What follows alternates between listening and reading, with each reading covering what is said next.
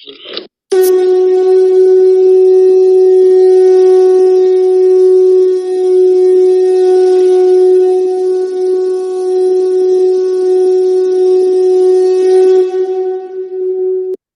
श्री गणपति नमः। श्री गणेश की वंदना कर इनके स्वामी शनिदेव श्री राम भक्त हनुमान तथा उनके स्वामी श्री राम की आराधना कर, इष्ट देव का ध्यान कर, गुरुजनों को नमन कर अभिनंदन करते हैं आपका।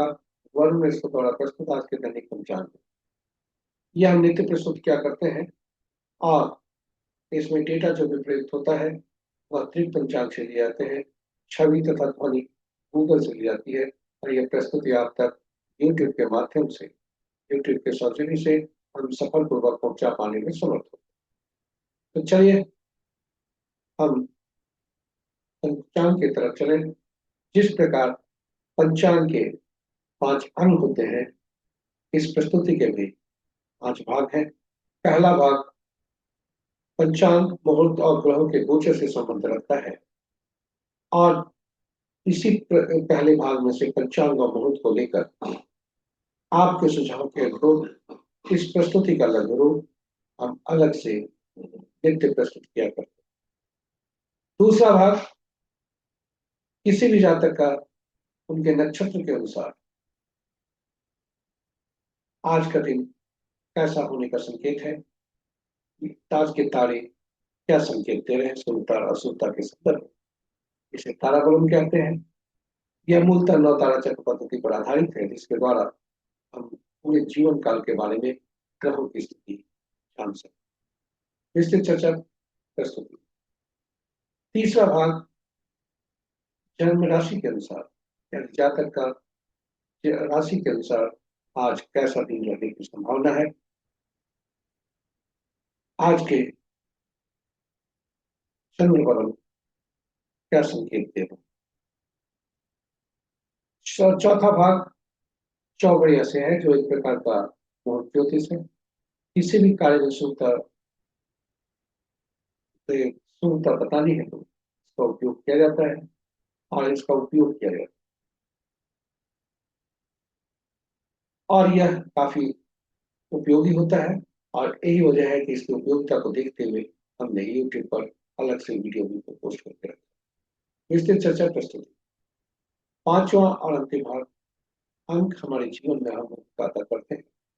जन्म से मृत्यु तक अंक हमारे के साथ रहते हैं, अंक हमारे साथ रहते हैं। किंतु अंक को पहचानना, जानना, पहचानना, उसे समझना नितांत आवश्यक है, ताकि हम अंकों से अनुकूल फल प्राप्त कर सकें। तो चलिए, यह प्रस्तुति विशेष प्रस्तुति है अंकों को जानने के लिए। अंकों को समझे, समझने, उन्हें बूझने, उनको को पहचानने और उनकी गुणवत्ता को सब देखते हुए उनका सही उपयोग करने के उद्देश्य से यह प्रस्तुति। साथ ही साथ आज के अंक किसी भी माह के विभिन्न तिथि को जन्मे जातक के लिए शुभता और अशुभता के संदर्भ में क्या संकेत दे रहे हैं, सभी प्रस्तुति के साथ हम आपके समक्ष प्रस्तुत है, उपस्थित है। और यह पूरी प्रस्तुति 5 भाग में आपके लिए काफी उपयोगी, ज्ञानवर्धक, रोचक तथा सार्थक होने वाला है। इसलिए आप हमारे साथ बने रहें अंत तक और इस प्रस्तुति का समुचित लाभ उठाएं। चलिए चलते हैं प्रस्तुति। पंचांग आम बोलचाल की भाषा में शुभ और अशुभ मुहूर्त जानने का माध्यम है, किंतु उसकी सीमाएं ही नहीं है। यह हमारे जीवन में आम भूमिका अदा करता है, व्यक्ति के निर्णय क्षमता को सुदृढ़ करता है, हम सबका आत्मबल बढ़ाता है। पंचांग प्रकृति और ब्रह्मांड की ऊर्जा के साथ संतुलन स्थापित करने में सहायक होता है, जिसके फलस्वरूप हम सबके जीवन में शांति, समृद्धि और सकारात्मकता का संचार होता है। अतः पंचांग का अनुसरण करके हम अपने जीवन को अधिक सफल और समृद्ध बना सकते हैं।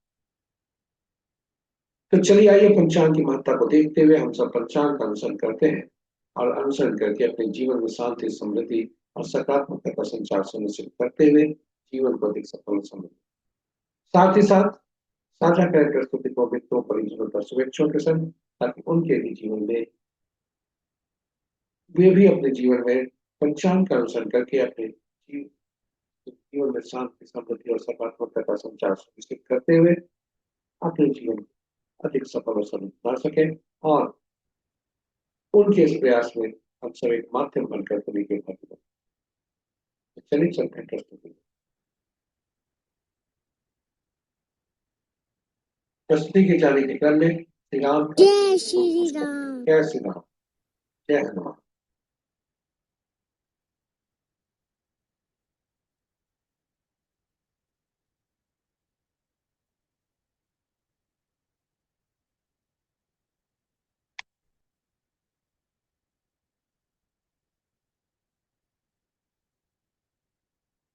स्वागत है आपका आज के प्रश्न। आज का दिनांक 3 जनवरी 2026। माह पौष, पक्ष श्री कृष्ण, पक्ष शुक्ल, शाका संवत 1947, विश्व विक्रम संवत 2082, कलायुग और कलयुग का 5126वां वर्ष। आज का सूर्योदय 6:36 पर, सूर्यास्त 5:12, sunrise at 6:36 AM, sunset at 5:12 PM। आज का दिशा से पूर्व है, फिर भी इस दिशा में यात्रा करने को बाध्यता हुई तो अदरक या उड़द की दाल का सेवन कर यात्रा हो। पंचांग के पांचों अंक इस प्रकार। वार शनिवार, तिथि अपराह्न 2:03 तक, पूर्णिमा जो पूर्णिमा पूर्णा तिथि के अंतर्गत आता है, तत्पश्चात प्रतिपदा जो मंदा तिथि के अंतर्गत आता है। नक्षत्र संख्या 5:27 तक आग्रह, उसके बाद पुनर्वसु। योग,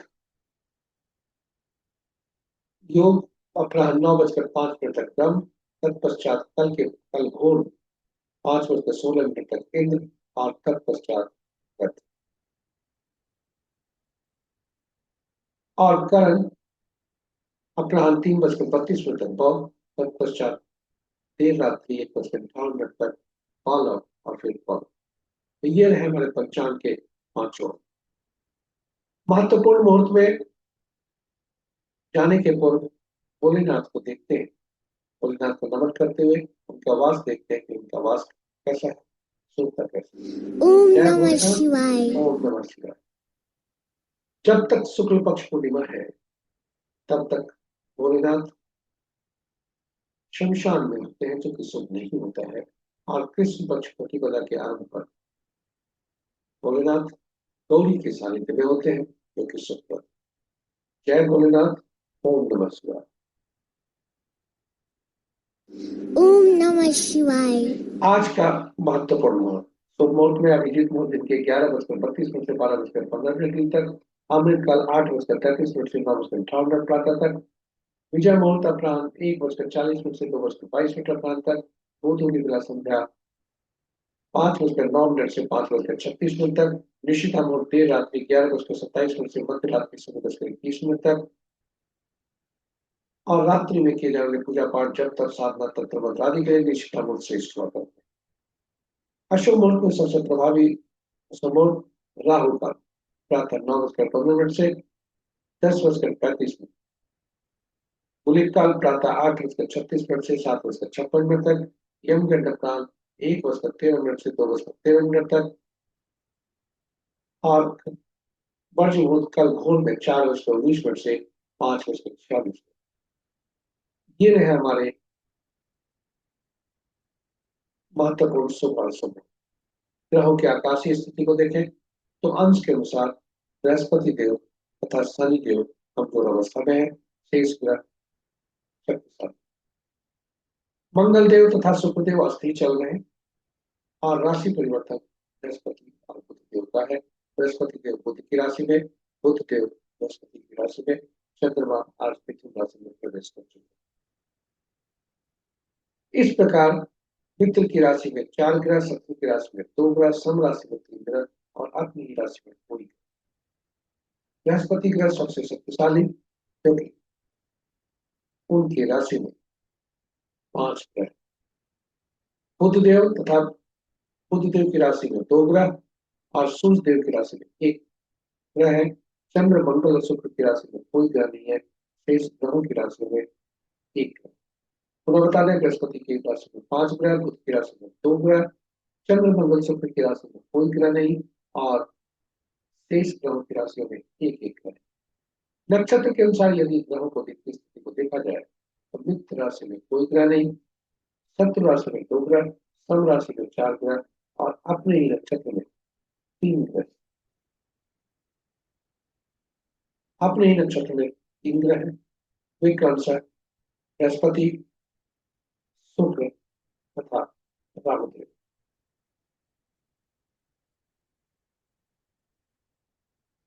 ग्रह किसी भी ग्रह का नक्षत्र परिवर्तन आपस में नहीं है और ग्रहों की शक्ति नक्षत्र के अनुसार देखा जाए तो शुक्र देव के नक्षत्र में सबसे ज्यादा ग्रह 4 ग्रह है, बृहस्पति देव तथा राहु देव के नक्षत्र में 2 ग्रह है और सूर्य चंद्र मंगल शनि तथा बुध के नक्षत्र में कोई ग्रह नहीं है, शेष ग्रहों के नक्षत्र में एक ग्रह। आज किसी भी तरह का राशि परिवर्तन नहीं। ये रहा आज का पहले भाग की प्रस्तुति। हम आपको दूसरे भाग में लेकर चलते हैं। स्वागत है आपका दूसरे। नक्षत्र के अनुसार आज कैसा दिन रहेगा, आज की तारीख कैसा दिन। नक्षत्रों को तारा भी बोला जाता है और इस प्रस्तुति को जो आज का दिन तारे बताते हैं इसे तारा बलम। तारा बलम के सारणी आपके समक्ष प्रस्तुत है। यह आपके लिए उपयोगी हो सकता है। चंद्रमा जिस नक्षत्र में गोचर कर रहे हैं वह तारा बलम के समक्ष नक्षत्रों के नाम है। वर्टिकल हॉरिजॉन्टल कॉलम में वो नक्षत्रों के नाम जिसमें चंद्रमा के गोचर का गोचर आज है और तारा बलम के नीचे जो नक्षत्रों के नाम है वे जन्म नक्षत्र से संबंध रखते हैं और यहाँ से चिन्हित कर हम अपने नक्षत्र को पहचानते हैं, चिन्हित कर और सामने वाले रोग में जाते हैं और जहाँ नक्षत्र का गोचर होता है इन दोनों का मिलान जहाँ होता है वही आज हमारे सुख पारदर्शिता का परिचय है। आज का तारा आपका जन्म संपत्त विपद छेद प्रत्यय साधक नैथन्य अभिक्रिया में हो सकता है। ये 9 परिस्थितियां बनती है। जब हमारा तारा आज का संपत्त छेद साधक विक्रिया निपुण हो तो शुभता को संकेत देता है। वहीं इसके अतिरिक्त यदि आज का तारा जन्म विपद प्रत्यय या नैथन्य में हो तो अशुभता की तरफ इशारा करता है। जब आज का तारा शुभ स्थिति में हो तो हम सभी कार्यों का निष्पादन त्वरित गति से और उल्लासपूर्वक और तथा उत्साहपूर्वक करें, साथ ही साथ नए कार्य का भी आरंभ कर सकते। किंतु यदि आज का तारा जन्म विपद प्रत्यय या नैथनी में है तो यह सलाह दी जाती है कि आप हर काम में सावधानी बरतें ताकि शुभता बनी रहे। दैनिक कार्यों से लेकर के जो कार्य आरंभ कर चुके हैं उसमें और कोई भी नया कार्य विशेष कार्य आरंभ न करें क्योंकि अशुभता की स्थिति या अशुभ परिणाम मिल सकते। कहीं भी अगर किताबों में लिखा या कहीं भी आपको आपके समक्ष प्रस्तुति है कि उपाय क्या करना चाहिए शुभ तारों को शुभ तारों में परिवर्तन करने के लिए तो हम सलाह ही देते हैं कोई जोखिम न ले बल्कि नए कार्य आरंभ के लिए डाले समय को और शुभ समय का इंतजार क्योंकि अशुभता की संभावना ज्यादा बनी रहेगी जोखिम नहीं। यह तारा बलम मुख्यतः 9 तारा चक्र पद्धति पर आधारित है जिसके अनुसार हम ग्रहों की स्थिति को जान सकते हैं पूरे जीवन काल और वो 9 तारा चक्र पद्धति का मूल सिद्धांत है ग्रहों के ऊपर नक्षत्र हुआ करते हैं, नक्षत्र ग्रह के फल देते हैं। अब प्रश्न उठता है 27 नक्षत्र 9 ग्रह आखिर फल कैसे देंगे। तो 27 नक्षत्रों को 9 नक्षत्रों की सूची बनाकर 3 श्रेणियों में रखेंगे जो आपके समझ और ग्रहों को दशा महादशा के अनुसार रखा गया। पहला ग्रह केतु, दूसरा शुक्र, तीसरा सूर्य, चौथा चंद्रमा, पांचवा मंगल, छठा राहु, सातवां बृहस्पति, आठवां शनि, नौवां बुध। और पहला नक्षत्र हर श्रेणी में से पहला 10वां 19वां जो नक्षत्र हुए उनका स्वामी केतु देव को मिला। दूसरा 11वां 20वां का स्वामी शुक्र देव को मिला। सूर्य देव को मिला तीसरा 12वां 21वां नक्षत्र और इसी तरह से बुध को 9वां 18वां 27वां। और यह सूची आपके समक्ष प्रस्तुत है क्योंकि नक्षत्र के स्वामी कौन कौन ग्रह पर। और यह काफी उपयोगी। फलित कैसे करते हैं, यह ज्यादा महत्वपूर्ण। आप इस जो सारणी है उसे आप सहेज कर रख सकते हैं, आपके लिए उपयोगी हो सकता है। हमारा जन्म जिस नक्षत्र में होता है उस नक्षत्र को हम चिन्हित करते हैं और संबंधित ग्रह को पहचानते हैं। वह हमारा पहला ग्रह होता है। वहां से गणना आरंभ होती है और घड़ी की सुई की दिशा में हम आगे बढ़ते हैं। और वहां से आगे बढ़ते हुए घड़ी की सुई की दिशा में जब आगे बढ़ते हैं तो वह देखते हैं कि हम किस ओर जा रहे हैं। घड़ी की सुई की दिशा में हम आगे बढ़ेंगे और जब घड़ी की सुई की दिशा में आगे बढ़ेंगे तो पहला ग्रह वह पीड़ादायक होता है, बाधक होता है। वहां से दूसरा दूसरा चौथा छठा आठवां नौवां ग्रह जो बनते हैं ये शुभकारी होते हैं। और पहला तीसरा पांचवा सातवां अशुभकारी होते हैं। इस प्रकार हम ग्रहों को पहचान सकते हैं कि दूसरा चौथा मेरा हमारे जन्म ग्रह से यानी जन्म नक्षत्र के स्वामी के ग्रह पहला ग्रह बने।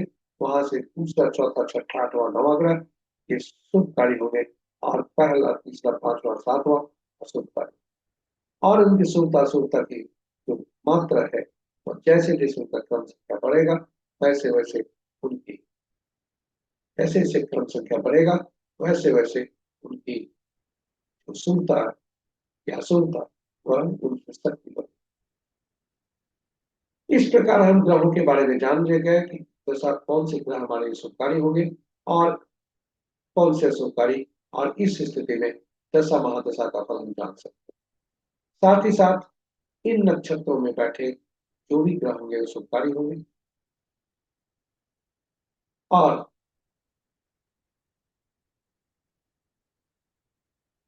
इस नक्षत्रों में जन्मे जातक हमारे लिए शुभकारी अशुभकारी का हम जान सकते हैं कि कौन से ग्रह शुभकारी होंगे, कौन से अशुभकारी।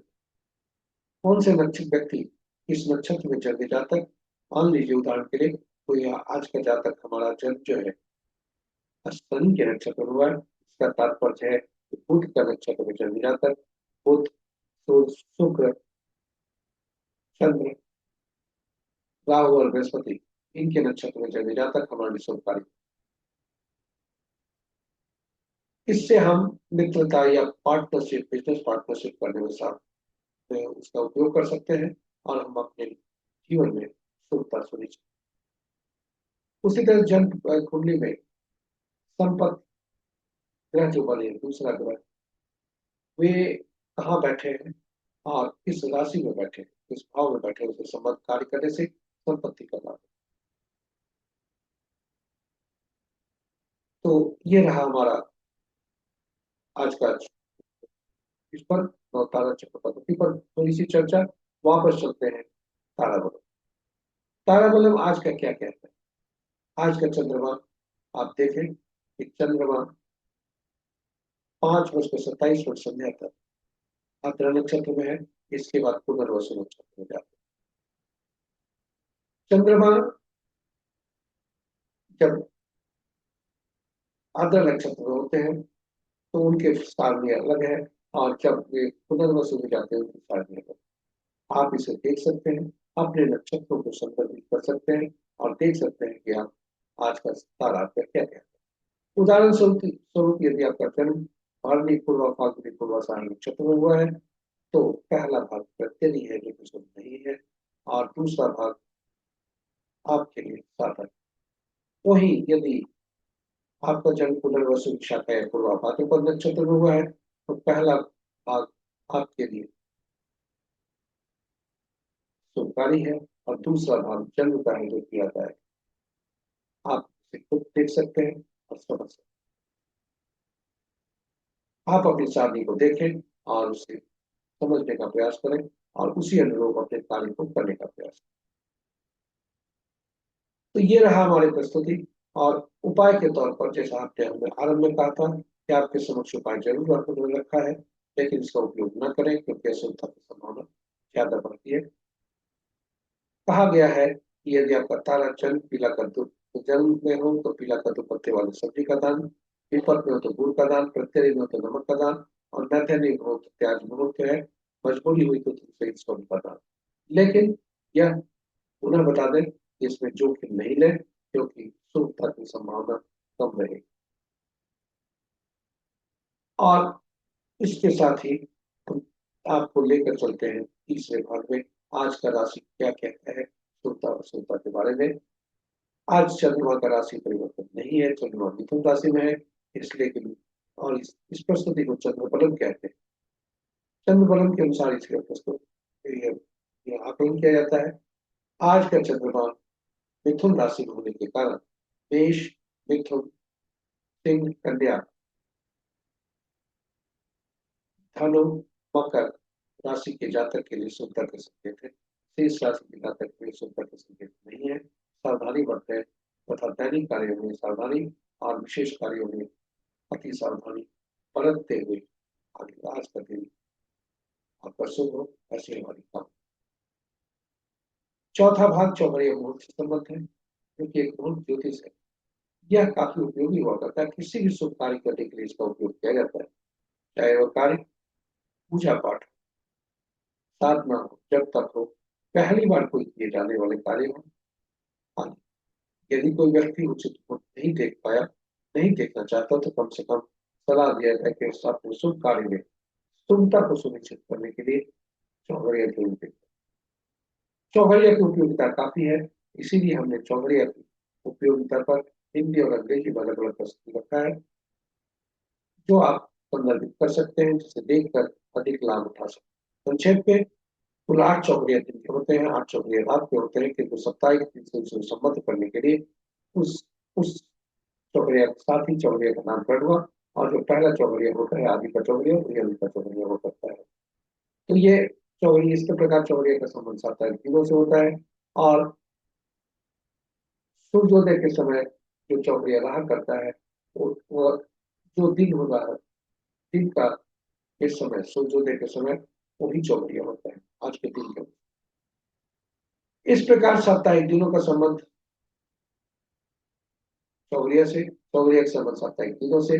और हम यह जानते हैं कि हर साप्ताहिक हर दिन के स्वामी अलग अलग ग्रह होते हैं, जिनके अलग अलग कार्य अधिकृत होते हैं, वो उनके विभिन्न प्रयोजन के लिए उपयोगी होते हैं। इसलिए चौघड़िया का भी संबंध विभिन्न ग्रहों से हो जाता है, साप्ताहिक दिनों के ग्रहों से। और ये विशेष कार्य हर चौघड़िया विशेष कार्य करने के लिए उपयुक्त हुआ। ये अधिकृत हो जाते हैं ग्रहों से संबंधित कार्य भी देते, उसमें शुभता लाते। जब भी हम चौघड़िया का उपयोग करें तो यह देखें कि आज दिन का चौघड़िया और रात का चौघड़िया अशुभता से तो व्याप्त तो नहीं है। दिन का चौघड़िया अक्सर राहु काल, काल बेला और वार बेला से जा सकता है, और रात्रि का चौघड़िया काल रात। अनुभव के आधार पर हमने यह पाया है कि चूंकि सूर्य और शनि में आपस में कटुता रहती है, थोड़ी शत्रुता रहती है, इसलिए शनि देव का जो चौघड़िया है, काल चौघड़िया, वह प्रतिदिन काल बेला से बचता है। वही रात्रि रात्रि चंद्रमा का बुध से नाराज, इसलिए बुध का चौघड़िया रात्रि का काल रात से बचता है। तो चलिए, हम अनुभव के आधार पर यह तो आपको साझा कर रहे हैं ये जानकारी। अब हम आगे बढ़ते हैं, आज का चौघड़िया देखते हैं। आज का चौघड़िया का आज का चौघड़िया देखिए, काल चौघड़िया से दिन आरंभ है, काल चौघड़िया से दिन समाप्त। और यही वजह है कि काल चौघड़िया काल बेला से प्रसिद्ध। और रोग चौघड़िया जो मंगल का चौघड़िया है, वो राहु काल से प्रसिद्ध है। और लाभ चौघड़िया जो बुध का चौघड़िया दिन का 1:13 से 2:33 तक और 12 से। रात्रि का चौघड़िया लाभ चौघड़िया से आरंभ होता है, जो बुध का चौघड़िया है, और उसी चौघड़िया से समाप्ति भी होती है। इसके दोनों चौघड़िया काल रात्रि से प्रसिद्ध। इन प्रकार 6 चौघड़िया आज पूरे दिन और रात में शुभता से व्याप्त है। इनका परित्याग करना चाहिए, ताकि आपके कार्य में आपका जो भी कार्य है उसमें शुभता बने। इन्हीं शब्दों के साथ अंतिम पड़ाव पर हम आ गए, जो अंक ज्योतिष के अनुसार आज कैसा दिन संभव है। अंक हमारे जीवन में अहम भूमिका अदा करता है, इसलिए अंकों को जानना, पहचानना, उन्हें समझना और उन्हें सही ढंग से उपयोग करना यह नितांत आवश्यक है, ताकि अंकों का हम सही उपयोग कर सही फल प्राप्त कर सकें। तो अंक ज्योतिष में अंक जो प्रयुक्त होते हैं वह एकल अंक में परिवर्तित होते हैं, दो अंकों का समूह नहीं। जब भी दो अंकों का समूह होता है, दो या दो से अधिक अंकों का समूह कोई भी अंक होता है, उन अंकों को जोड़कर एकल अंक में परिवर्तित करते हैं। उन अंकों को जोड़कर एकल अंक में परिवर्तित करते हैं। इसलिए ये अंक 1 से 9 ही तक अंक हुआ करते हैं, समूह को करना में। पांचवा अंक जो होता है यह मध्यकांक होता है। 1 से 9 के बीच में मध्यकांक शक्तिशाली होता है, क्योंकि यह संतुलित करता है पहले से आने वाले अंकों को, बाद में आने वाले अंकों को, दोनों को संतुलित करके रखता है। इसलिए काफी ये अंक के शासक ग्रह अलग अलग होते हैं। एक सूर्य, 2 के चंद्रमा, 3 के बृहस्पति, 4 के राहु, 5 के बुध, 6 के शुक्र, 7 के केतु, 8 के शनि, 9 के मंगल। और इनकी ऊर्जा शक्ति के अनुसार ग्रहों, शक्ति, तत्व और इनके गुण अलग अलग होते हैं हर ग्रह।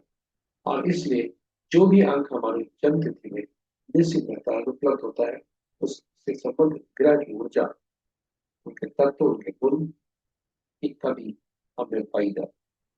वही यदि कोई अंक ऐसा भी होता है जो 2 से ज्यादा बार प्रयुक्त हुआ है जन्म तिथि में, तो उस अंक से संबंधित ग्रह के से संबंधित गुण या तत्व, ऊर्जा अधिकता पाई जाती है।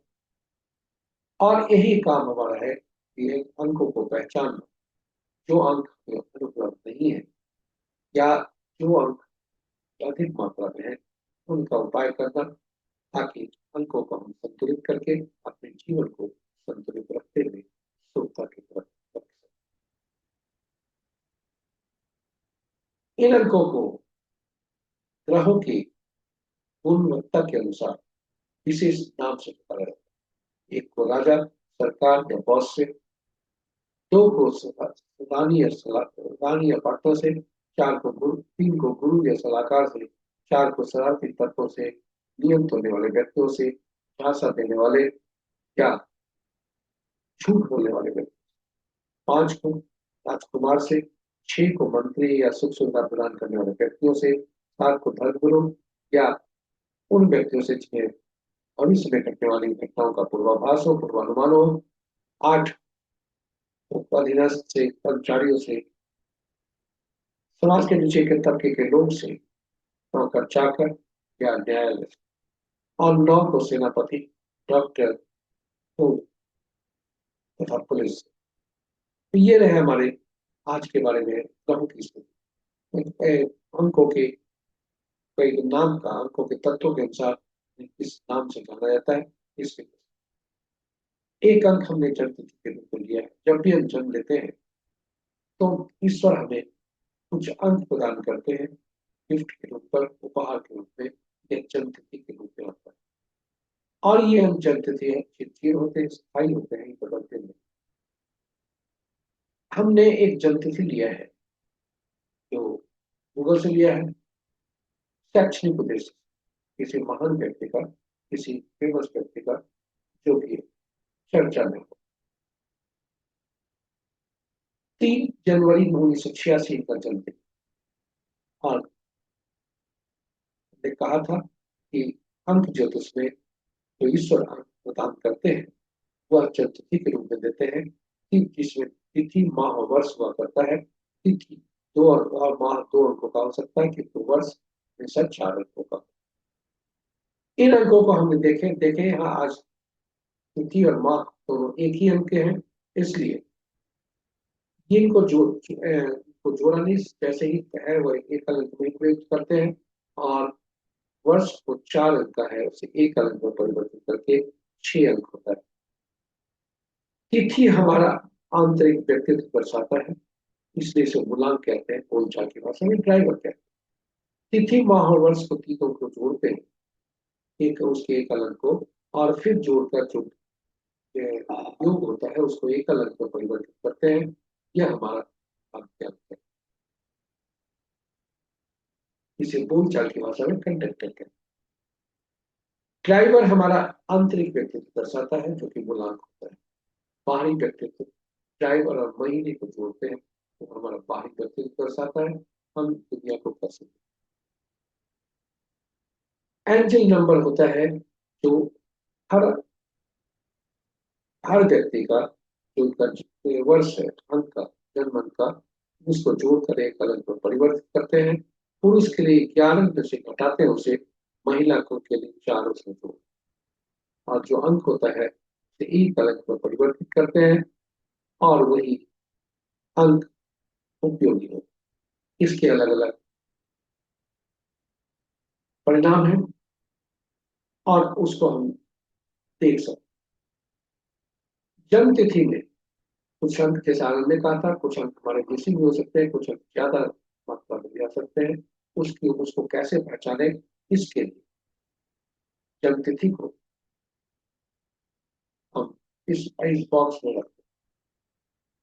इस बॉक्स में रखने की प्रक्रिया है कि जो अंक इस बॉक्स में रखते हैं, उसी बॉक्स में रखा जाता है। तिथि एकल अंक में हो यदि, तो केवल एक ही बार प्रयोग होता है। जन्म तिथि को पूरे अंकों को यहाँ रखा, फिर ड्राइवर, कंडक्टर और एंजल नंबर जो है उनको भी रखा, नामांक होते हैं। अब यहाँ पर एक अंक आपके पास आया, नामांक। जी, ये अंक जो है हमेशा प्रेरित होते हैं। ड्राइवर और कंडक्टर, चूंकि पूरा अंक जो थे ड्राइवर और कंडक्टर पर ही पूरे ध्रुव के ध्रुव पर होता है, इसलिए ड्राइवर और कंडक्टर शत्रु अंक नहीं होना चाहिए। और शत्रु अंक होने पर हम नामांक, जो जिसकी आयु काफी लंबी होती है, यह जल्दी जल्दी बदला नहीं जाता, इसलिए नामांक का ही सहारा लेते हैं। और ये नामांक हमें धरती के ईश्वर, धरती पर आने के बाद जो हमारे ईश्वर हुए, यानी माता पिता होते हैं। तो अब आप देखें कि यहाँ पर जो हमने आपके पास अंक रखा है, वह बॉक्स पर निर्भर है, और वो आपके हमारे किसी भी व्यक्ति का परिणाम बताता है कि वह ये क्षमता है कितनी। उदाहरण स्वरूप 4 9 2 इंटेलिजेंट दिखाता है, 3 5 7 इमोशनल, 8 1 6 प्रैक्टिकल, और 4 3 8 और सोचने की प्रवृत्ति, विल पावर, आत्मबल कितना है, वह 4 9 5 1 दिखाता है। और कार्य के का अनुरूप रूप क्या है, वह दिखाता है एक्स, यानी 2 7 6। इस जातक का यदि देखें जो अंक अनुपलब्ध है, उसके अनुसार इंटेलिजेंस या बौद्धिक क्षमता 33%, इमोशनल ब्रेन 66%, 8 1, और यदि प्रैक्टिकल ब्रेन का है सब, वही इनका जो सोचने की शक्ति है वह 66%, आत्मबल इनका 7% और कार्य करने की जो क्षमता है वह 33। इस प्रकार यह हम निकालते हैं इसको, और इसके अनुसार जो अनुपलब्ध अंक है उसे हम उसका उसको लाने का प्रयास करें। यदि अब अंक जब भी लाए, तो अंक ज्योतिष में यह बहुत जरूरी है कि ड्राइवर और कंडक्टर का जो है उसका शत्रु अंक, ना तो हम शत्रु अंक यदि है तो नामांक से हम उसे ठीक करते हैं, और भविष्य में शत्रु अंक नहीं लाने का प्रयास करते हैं। नहीं तो लाने से उस समय सही बात होती है, हमारे अंक असंतुलित होते हैं, और परिणाम हमारा बदलने लगता है, बाधा आने लगती है, कार्य में परेशानी होगी। इसलिए अंकों को पहचानना और अपने शत्रुओं को पहचानना जरूरी है। आप नामांक जो होता है उसमें अंक होता है। आप कहेंगे नाम में तो अक्षर होता है, तो अंक कहाँ से कैसे हुए, इसका डाउट, आपका जो शंका है, तो समाधान के लिए आपको बता दें कि अंक, हर अंक के अक्षरीय अंक होते हैं। अंकीय मूल्य होते हैं, हर अक्षर अंकीय मूल्य होते हैं, इसलिए इन अक्षरों को, नाम के अक्षरों को हम अंकीय मूल्य में परिवर्तित कर जोड़ते हैं, और फिर एक अलग बनाते हैं। और यह आज का जो व्यक्ति है जिनकी जन्मतिथि है उसका नाम है मिहिका वर्मा। ये एक्ट्रेस है, इनका जन्मतिथि है आपको बताई। और आप देखें इनका नाम 4 से शुरू होता है, जो 3 और 1 का शत्रु है कि नहीं, इसे हम पहचानते हैं, जानने की कोशिश करते हैं। यदि शत्रु अंक होने पर वह परेशानी बनता है, वही इनका जो नामांक है वह 5 हो जाता है। 5 को आनंद में भी बताया कि 5 एक महत्वपूर्ण अंक होता है क्योंकि संतुलित है और इसके कई गुण होते हैं। तो अंकों को पहचानने के बाद, मूलांक और भाग्यांक को जानने के बाद, आइए देखते हैं कि जो इनके अंक हैं वह उनके शत्रु अंक कौन कौन। हर अंक के शत्रु अंक का आपको समझ प्रस्तुत, जिसे आप उपयोग कर सकते हैं भविष्य में।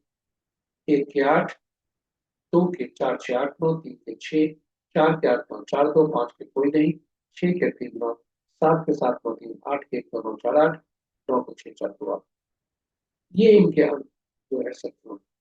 यदि जातक का देखा जाए, जितना दिया है मेहिका का, तो इनके मूलांक 3 बनता है और भाग्यांक 1 बनता है। 3 और 1 आपस में शत्रु नहीं है, मित्र। तो शत्रु अंक आपके समक्ष रखा। इस शत्रु अंक को वहीं पर यदि हम देखें तो नामांक जो है 5, यह शत्रु अंक नहीं है, यह बल्कि मित्रवत है, क्योंकि बहुत ज्यादा ये आशीर्वाद से प्राप्त है। और नाम का पहला अक्षर जो दे रहा है वह 4 है, जो कि 1 और 3 का शत्रु नहीं। इस प्रकार हम कहें कि इनका नाम ही सही। अब आपके समझ जो दूसरी प्रश्न में दूसरी सूची रखी है वह है नाम का पहला अक्षर। हर अंक का से संबंधित जो शत्रु अक्षर है उनकी सूची रखी। यह हमने संकलित किया है जो शत्रु अंक है उसी के आधार पर, और यह आपके समक्ष आपके उपयोग के लिए क्या, ताकि नवजात शिशु का नामकरण करने में आपको मदद। अब आपके पास हमारे पास प्रश्न उठता है कि ये हम इस सूची को यदि देखें तो आप देखेंगे इस सूची में कुछ अंक ऐसे हैं जो कि अपने के हिस्से हम, यस, अगर मूलांक और भाग्यांक एक ही होता है तो दोनों के अंकों की वृद्धि होती है। कभी कभी शुभकारी होता है, कभी कभी अशुभकारी हो सकता है। और ना, जो हम सामान्य जो सोच होता है कि मूलांक अगर हमारा और भाग्यांक एक हो जाए तो बहुत अच्छा है। आप देखें कि यहाँ पर शत्रु अंक 4 6 7 8 9 के शत्रु अंक खुद स्वयं, इसलिए 4 मूलांक 4 भाग्यांक कभी भी नहीं कर देता और ये अशुभ फल ही देते, इसलिए कभी भी इन अंकों का दो दो बार प्रयोग करने से बचना चाहिए। इस तरह से यह प्रस्तुति आपके समक्ष में प्रस्तुत कर दिया। आशा करते हैं कि प्रस्तुति आपके लिए उपयोगी होगी और आप अंकों को जान सकेंगे, पहचान सकेंगे और इसका सही उपयोग करेंगे। और करते हुए अपने जीवन में शुद्धता ला सकते। आइए अंकों को पहचान कर इसका उपयोग करें, अपने अपना करें, अपने परिजनों का करें और पहचानने की कोशिश करें कि नाम में क्या सुधार की आवश्यकता है। और आपको बता दें, नाम बार बार नहीं सुधरता। हाँ, एक उम्र होती है उसके बाद नाम सुधारा नहीं जा सकता, क्योंकि एफिडेविट आदि करने होते हैं, पेपर पेपर में पब्लिश करना पड़ता है, सर्टिफिकेट में परिवर्तित करना पड़ेगा। तो आपके लिए हम एक सुझाव देते हैं, ये आवश्यकता नहीं है। आपका नेम प्लेट, आपका सोशल मीडिया का अकाउंट आदि आदि जहाँ आप पर हो सकता है परिवर्तन, वहां करके और ये नए नाम को कई बार लिख कर प्रतिदिन आप उस चीज की ऊर्जा प्राप्त कर सकते हैं। उपहार के तौर पर वर्ष अंक कैसे निकालें, इसमें नाम के इसमें जो आप मूल जो जनतिथि है उसमें से वर्ष को निकाल देते हैं और वर्तमान वर्ष को डालते हैं। और जब वर्तमान वर्ष को डालेंगे तो वो हमारा सफल देता है। और यह जो परिणाम होता है, अब उसमें हम देखते हैं कि मूलांक और आज का जो हमारा वर्ष का पर्सनल ईयर उसे बोला जाता है। पर्सनल ईयर अंक जो होता है, पर्सनल साल का जो पर्सनल नंबर हुआ, इसका यह मूलांक और भाग्यांक से संबंध कैसा है। दूसरा, रनिंग एज भी देखा जाता है, और रनिंग एज मूलांक और वाक्यांश से तथा इस अंक से प्रश्न नियम से क्या कैसा संबंध, और ये चारों को मिलाकर प्रतिशत निकाला जाए। इतना सो मूलांक वाक्यांश से अगर ये मित्र है तो प्रतिशत 66 पर 100 रुपये है प्रतिशत। यदि रनिंग एज भी इससे मिला हुआ है तो और अच्छा 60%। इस प्रकार हम यानी रनिंग एज को भी देखते हैं कि रनिंग एज मूलांक वाक्यांश तथा इस अंक से जो निकला है प्रश्न उसके साथ कैसे और इसी की गणना की जाए। इस तरह से हमारी इसकी प्रस्तुति यहाँ पर समाप्त होती है। हम आपको दे सकते हैं आज के विभिन्न किसी भी माह के विभिन्न तिथियों के जातक के लिए क्या संदेश देगा। आज का अंक 5 बनता है और 5 अंक केवल 9 अंक के साथ तटस्थता का संबंध रखता है। यानी 9, 18, 27 तारीख को जो जातक का देना सामान्य रहेगा। 4, 13, 22, 31 को जो जातक के लिए आज दिन बहुत अच्छा है। 8, 17, 26 तारीख को जो जातक के लिए आज का दिन बहुत अच्छा।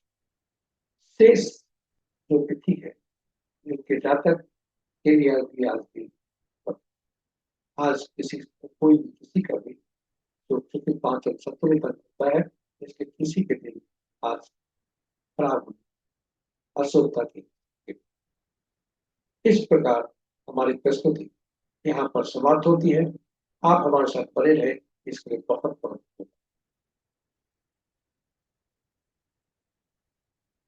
आशा करते हैं प्रस्तुति आपके लिए रोचक, ज्ञानवर्धक तथा उपयोगी सिद्ध होगी। यदि आप सुझाव चाहते हैं इस प्रस्तुति को और उपयोगी बनाने के लिए तो हमारे YouTube के कमेंट बॉक्स में जाकर आप कमेंट कर हमें सुझाव दे सकते हैं।